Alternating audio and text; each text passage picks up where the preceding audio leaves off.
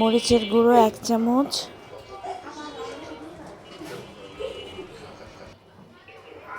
হলুদ গুঁড়ো 1 চামচ,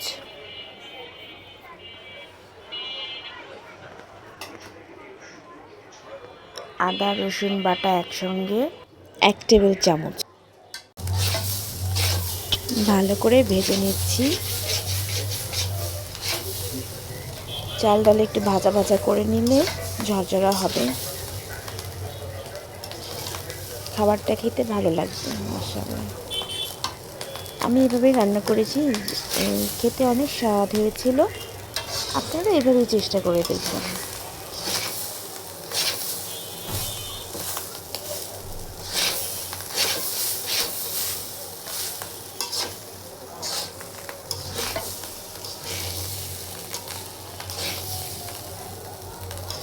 এই রান্নাটা একটু ধৈর্য নিয়ে রান্না করতে হবে, আশা করি তাহলে আপনাদের খাবারটা ইনশাল্লাহ ভালো হবে।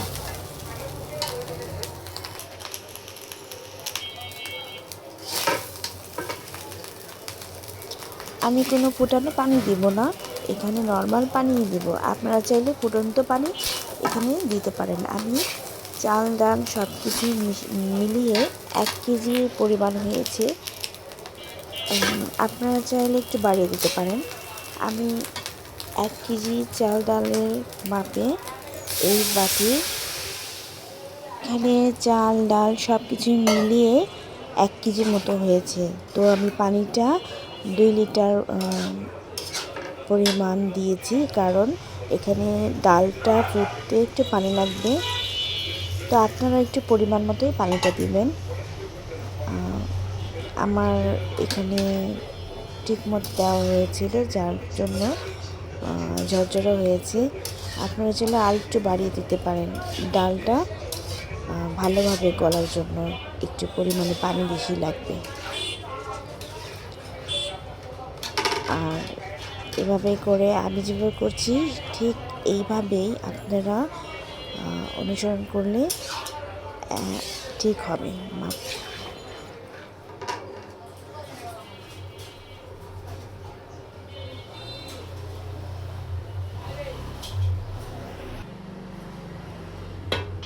লবণ স্বাদ মতো দিবেন, আর ঝালের পরিমাণ আপনারা বাড়িয়ে কমিয়ে দিতে পারেন।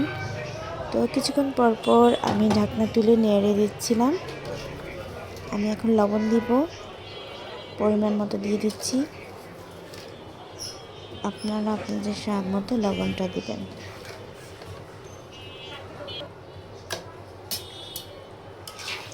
এই বউ ভাতটা খেতে এত দারুণ হয়েছিল যে আপনাদের কাছে আমি কি বলবো, খুবই দারুণ স্বাদ হয়েছিল খেতে। তো আশা করি আপনারাও আমার মতো এভাবে চেষ্টা করলে অবশ্যই বানিয়ে খেতে পারবেন।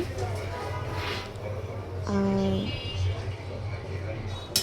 পানির পরিমাণটা আমার একটু আরেকটু লাগতো, বাট হয়ে গিয়েছিল। বারবার নাড়ছি এই জন্য নিচে পাতিলের তলায় লেগে যেন না যায়। কিছু কাঁচামরিচ দিয়ে দিচ্ছি এখন আমি, মাঝখানে একটু ভেঙে দিচ্ছি যাতে করে ঝালটা বেশি না হয়ে যায়। কাঁচামরিচের একটা ফ্লেভার ছড়াবে এই খাবারটার মধ্যে, তার জন্য দিচ্ছি। কিছুক্ষণ পর পর ঢাকনা তুলে নেড়ে দিচ্ছি এই জন্য পুড়ে যেন না লেগে যায়। পুড়ে গেলে আবার গন্ধটা ভালো লাগবে না, তখন নষ্ট হয়ে যাবে। আবার ঢেকে দেব এখন।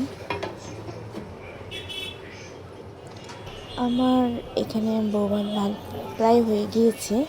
তো আমি এখন চুলোর জালটা কমিয়ে দিব, দিয়ে দমে রেখে দিব ঢাকনা দিয়ে। এখন ভালো করে নেড়ে চেড়ে নিচ্ছি। দেখতে পাচ্ছেন কিছু পানি আছে। চাল ডাল আমার অনেকটাই হয়ে গেছে। তো আমি এখন নেড়ে এটাকে ঢাকনা দিয়ে রেখে দিব। নামানোর কিছুক্ষণ আগে একটু ধনেপাতা ডেকোরেশনের জন্য আপনারা দিতে পারেন, আমি কিছু দিয়েছি।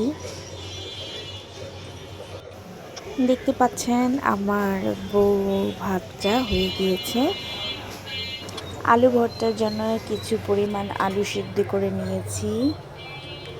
এখন এর জন্য পেঁয়াজ মরিচ ভাজবো। এইখানে আমি পেঁয়াজ বেরেস্তা করে নিচ্ছি আলু ভর্তার জন্য। কিছু পরিমাণ অল্প কিছু 5-6টার মতো মরিচ ভেজে নিয়েছি। এখন আলুটা ছুলে ভর্তা বানাবো। কিছু কাঁচা পেঁয়াজ ধনেপাতা একসঙ্গে কুচি কুচি করে নিয়েছি, পেঁয়াজ ভর্তা করব।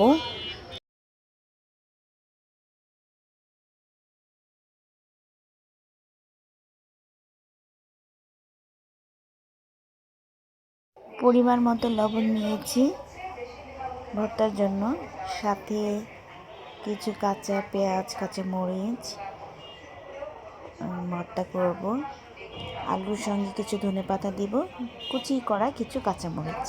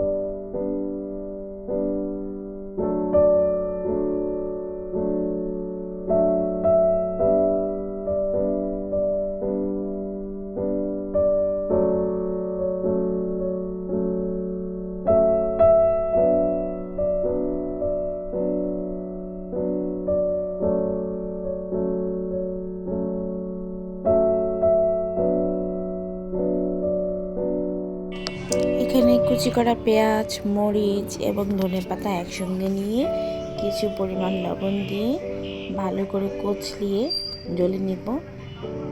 ব্যাস হয়ে যাবে। আর কিছুটা পরিমাণ আলু ভর্তার মধ্যে দিচ্ছি, বলেছিলাম যে কাঁচামরিচ কিছু ধনেপাতা দিব। সরিষার তেল, কাঁচা পেঁয়াজ, কাঁচা ধনেপাতা এগুলো একসঙ্গে কচলানোর পর কিছু পরিমাণ সরিষার তেলও দিব।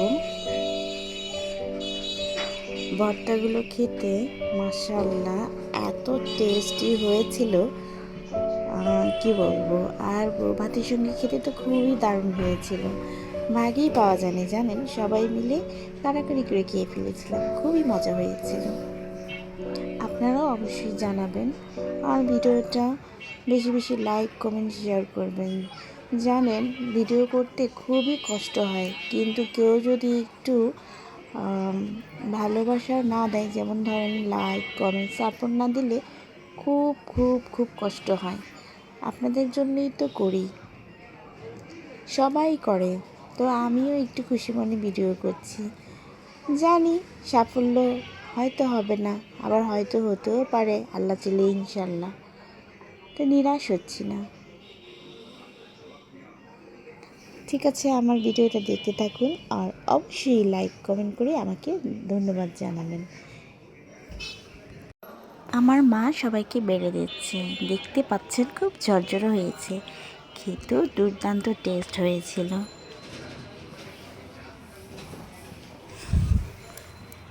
সবাই মিলে আমরা খাচ্ছি, খাওয়া দাওয়া শেষে খুবই খুবই গল্প করেছি। আমরা একসঙ্গে সবাই খাচ্ছি।